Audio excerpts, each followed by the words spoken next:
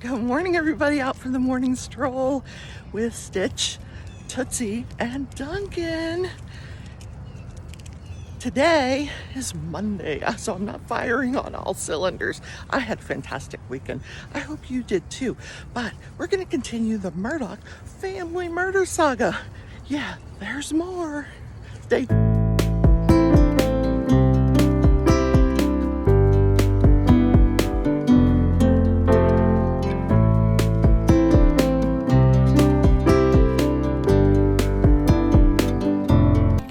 Crafting Journey here, also known as Rebecca.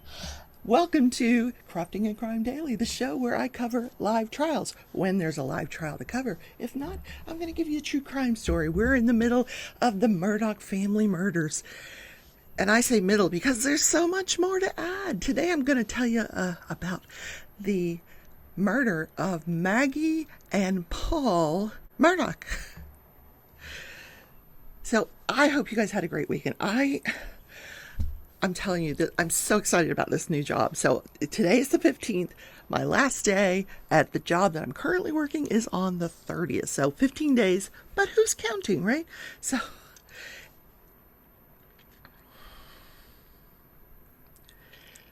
But my new job, I've got like all these lists in my head. I got to start writing them out of all the things that I need to be doing. I'm learning so much about this resale business, and it's just going to be awesome.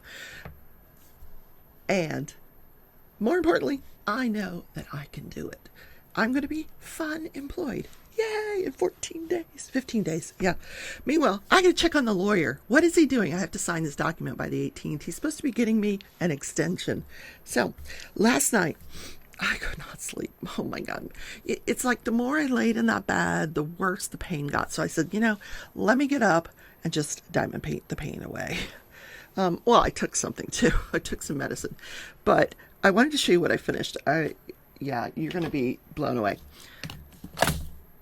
I had not made a lot of progress on this painting, but I think I've done pretty good since we have until the end of September. Now I took the containers off here because I want to look at this mess. Oh my gosh, pens and writing pens and scissors and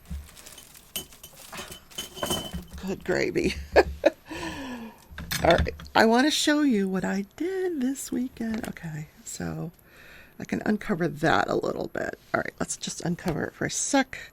I'm going to move the microphone over.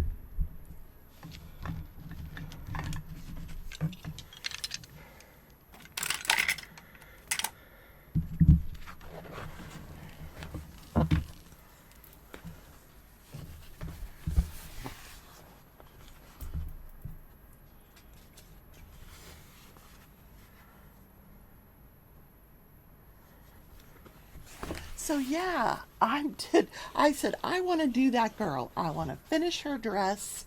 And I did. And then I saw that her hat needed to be finished. So let me finish the hat. Let me talk into the microphone. So now I can get all my stuff back out. I was just in this rhythm last night and I didn't want to stop, but it was 3 o'clock in the morning and I said, oh dear, I need to go to work tomorrow and I need to get some sleep. But there's sometimes you get in this zone with your art and you don't want to stop. It happens to me when I do watercolor. You're not thinking about what time it is. You're not thinking about your job. You're not thinking about anything except like putting a little diamond onto a page or painting. I did a lot of painting over the weekend. And I'm proud to say, bless her heart, I sold my first painting. This one was a sale. Yes, look how adorable. I actually sketched this by hand, not traced. I sketched this gnome by myself, and then I surrounded him with flowers. Yeah. And then the other one is just kind of a little funky art there. Flowers. So this one I'm giving to my bestie, Mickey Sunshine. I have to sign them. How exciting is that? Yes. So I'm going to move some of this stuff back. I don't know if I finished. I don't think I finished this color. I think these colors I did finish. Oh man, I was just in the zone. I just opened up like 4 sections so I could finish this dress. And then I started working outward from the dress. So I actually have like release papers surrounding the dress. I know, I'm weird. I'm weird. Okay. So where's the other release paper? Right here. So I want to put that back because I'm not ready to do that little section right there. I hope you guys had a great weekend. Oh my gosh, I went to yard sales. Check out my other channel, The Leftovers. The link is down in the description. If you wouldn't mind, please subscribe so I can get that channel launched. Give it a like button so YouTube will pick it up and show everybody else what it is. And the like button says, "Why are you putting me at 10 minutes into the show?" I know, calm down. I'll tell everybody about you. Okay. I hear him. The like button says, "Please make sure you hit me on the way in or out of the show today." That's that little button down on the complete right. It's like a little hand. Hit that like button, not the one that goes down, the up one. Also, if you scroll over in that same column, there's a thanks button. What that is like if it's as if you were in a live and you wanted to super chat some money, that would go to support content of the channel. That's what that thanks button is. So I do a regular daily show, so it's not live, so you can't super chat. But if you enjoy the content of the channel, you can show your support by hitting the thanks button. Okay. Also, please Also, please consider subscribing. It's absolutely free. I don't charge anybody for subscribing. And ring the notification bell so you don't miss a single episode of Crafting and Crime Daily. Now, today is National Leatherworking Day. That is a craft. I do a lot of different crafts. I have never gotten a hammer and an anvil out and tried to do leather. Have I? No. The closest I've come to hammering anything that would be craft related is like a button closure when I was sewing. That's probably the closest.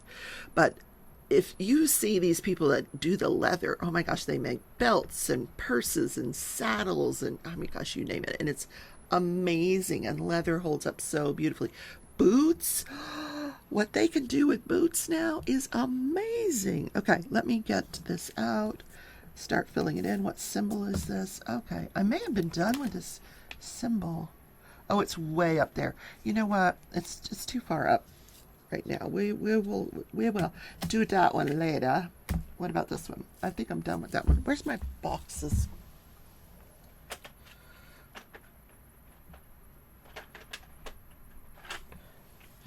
Behind the cat lady. All right. This is what the painting is supposed to look like when it's done. So I finished, this part and her. Now I got all this stuff around her to do. The tree and the landscape, and there's sheep out in the field. So that is called Wool Gathering. It is a painting offered by Diamond Art Club. I don't buy Diamond Art Club anymore, but once upon a time I did, and this was one of the purchases. And I will be honest with you, the drills, there's a lot of trash in the drills.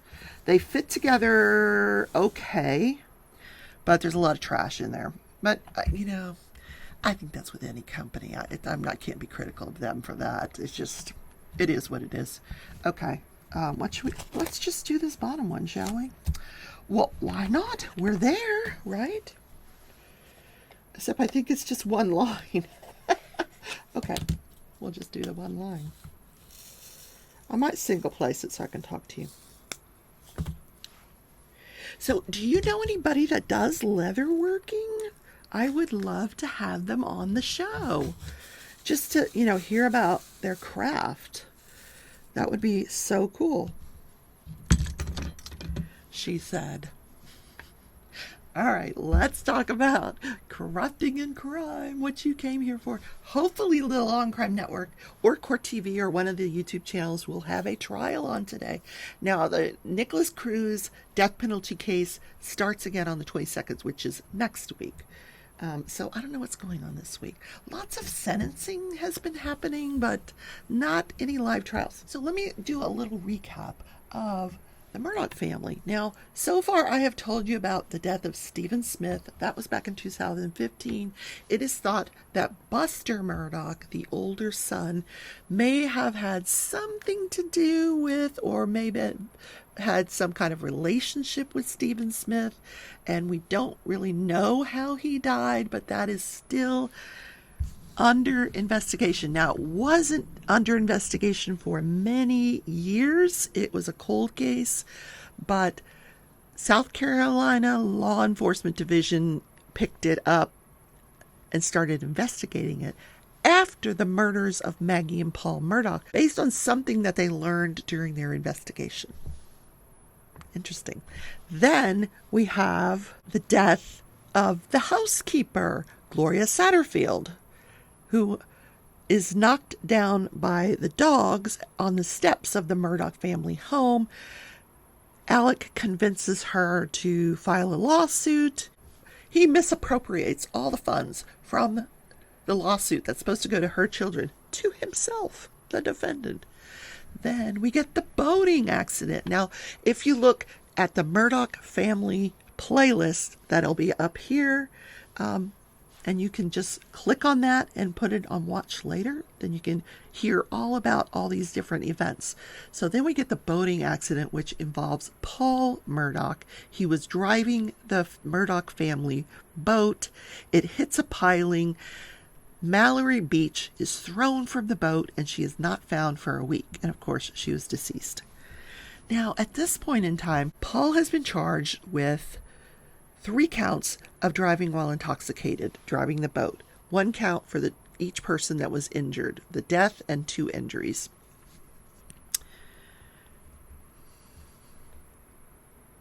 And they're being sued by Mallory Beach's family for a lot of money.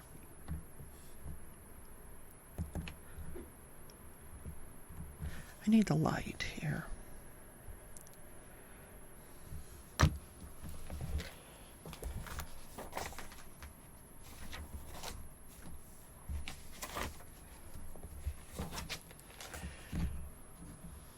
So on June 7th, 2021, we get Alec Murdaugh, who says that he had dropped his father, Randall, off at the hospital. Now, Randall had cancer and he was dying. So he had dropped Randall off at the hospital. Then he had gone to check on his mother. Now, this is all according to Alex Murdaugh. He went to check on his mom, and then he gets home at one of their homes. He gets home, and this is around 9:30 p.m. Out by the dog kennels, he finds his wife, Maggie, and his son Paul shot to death. So he calls 911, and he's in a panic, just absolutely panicked. My wife, my son, they've been shot. And she says, well, where are they? Out on the grounds, out by the kennel. He gives the address to the home.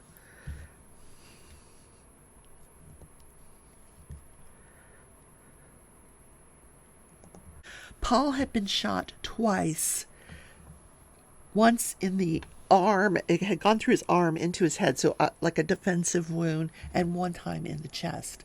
And Maggie had died of multiple gunshot wounds to the body. Neither were shot with the same gun, 2 different guns.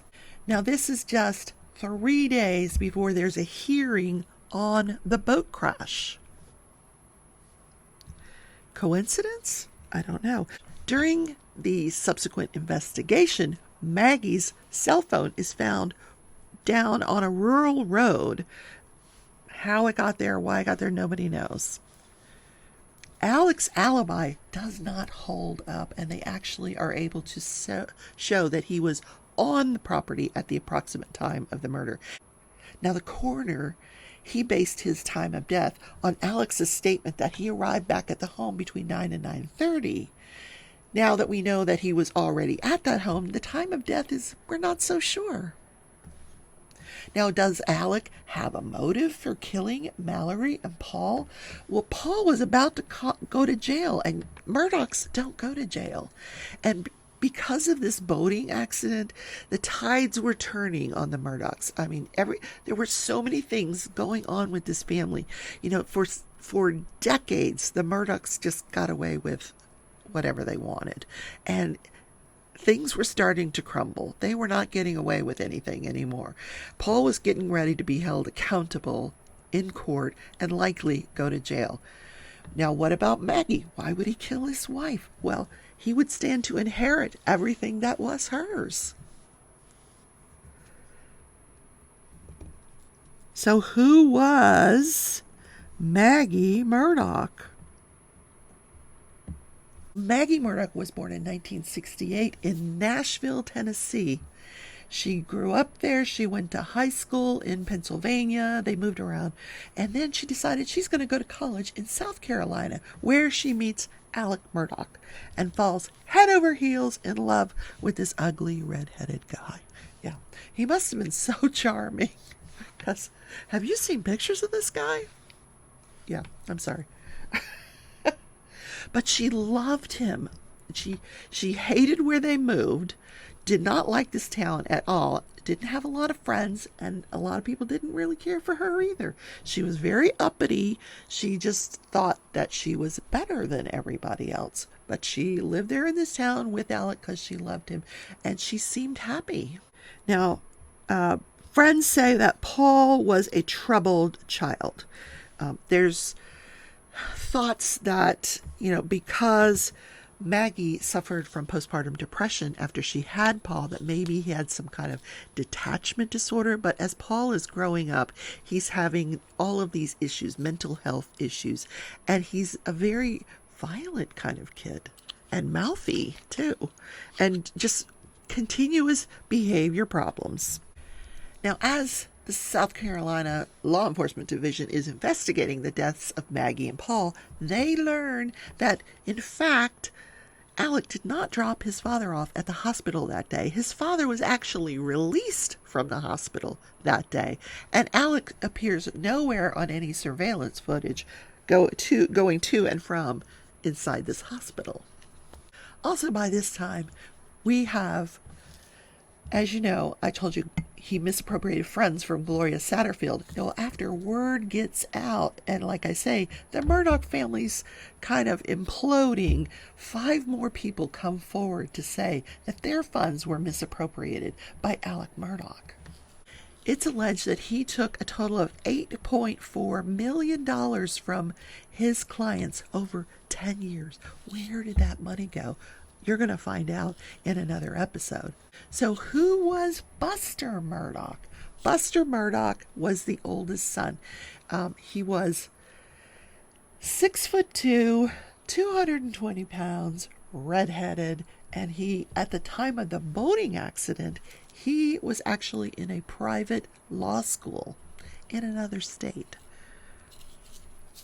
He finished his first year and was not allowed to come back for his second year because of a cheating scandal. So he did not finish law school. And that was his dream, to follow in his father's footsteps and his grandfather and his great-great-grandfather and so on and so forth. Not going to happen. He ended up working for a big corporation that was owned by, it was a restaurant chain. He went to work for the corporate offices. But because of the boating accident, he had all of his assets frozen because he was also sued. Buster Murdaugh and Alec Murdaugh were named defendants in this lawsuit by Mallory Beach in the Murdaugh family because Buster had his own money, so all of his assets were frozen. Both Maggie and Paul and Buster valued their status as Murdaughs. They thought they were better than everybody else. Let me tell you a little bit about this cheating scandal at the law school. Now, we don't know a lot about it, but we know historically there was cheating going on. That just kind of got swept under the rugs because the Murdaugh family put a lot of people through this law school. They paid for other people to go to this law school. So, there was a lot of money flowing into this law school from the Murdaughs. But as this boating accident happens and the law school, as this boating accident happens and everything is imploding on the Murdaugh family, they're not getting away with anything anymore. Neither did they get away with the cheating. If you come to present day, now I still have a lot of gaps to fill in between the murders of Maggie and Paul and what's going on actually in today. But we know that Alec Murdaugh has been charged with the death of Maggie and Paul. We don't know a lot about that investigation because we haven't heard any testimony. It's all being kept under wraps until the trial. People that are now willing to talk against the Murdaughs are coming forward. People that used to say, that they knew something but don't tell anybody, I told you, that kind of thing. They were very scared of the Murdaugh family, but not anymore. Alex is behind bars. Maggie and Paul are dead. Buster's in another state working for this restaurant corporation. So people are talking. So tomorrow, we're going to continue to talk about the next thing that happens in the Murdaugh family murder saga. Alec gets shot. Yes, tomorrow on Crafting and Crime. Yeah. Wow.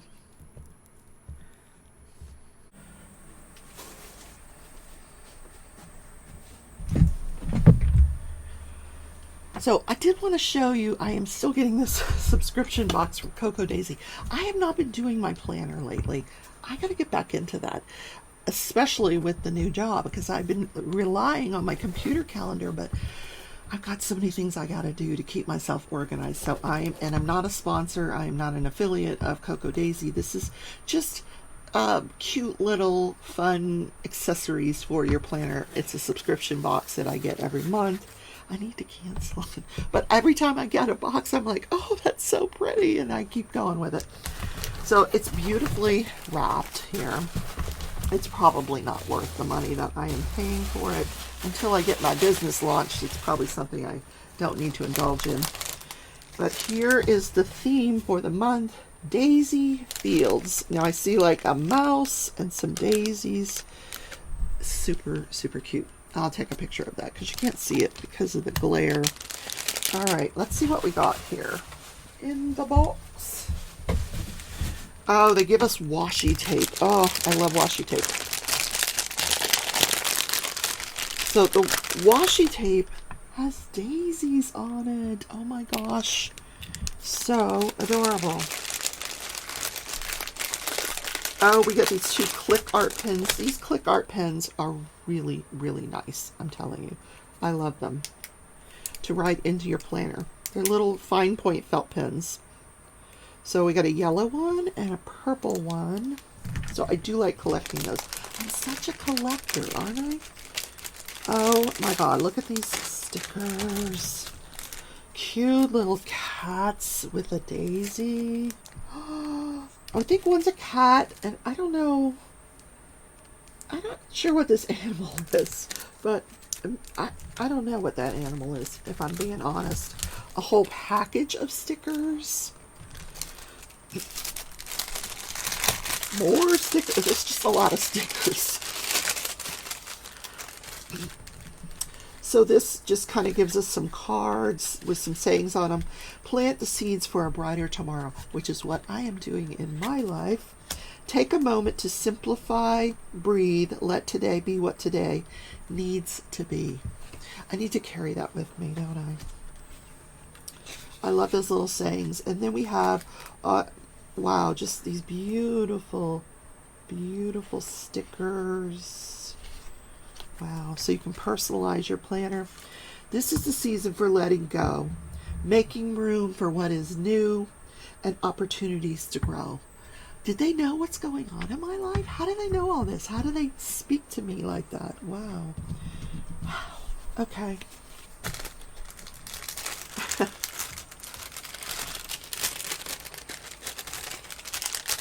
Let's put them back. And then More stickers. Oh, I don't want to get this on my my painting. Oh gosh. Okay. More stickers.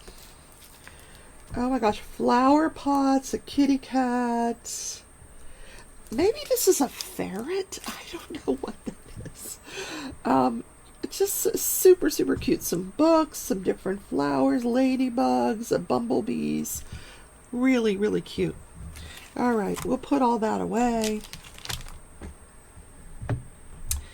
And I'll probably cancel this subscription because, until I get my business off the ground, I have enough of these stickers to probably last me for the whole next year until the business launches.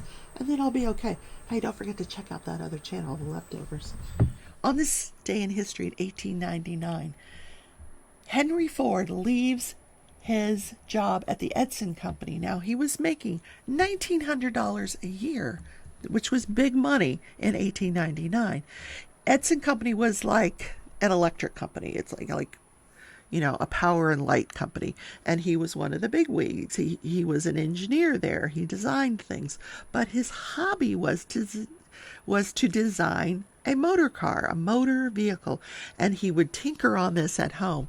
And he finally came out with, he did 3 designs in 1 year. And the third one was a super hit. So he quit the Edison Company and he goes to work and starts his own company. He gets a group of investors. Now, I told you he makes $1,900 a year. He gets a group of investors to invest $150,000 back in 1899. That's a huge amount of money to start this gas-powered motor vehicle company.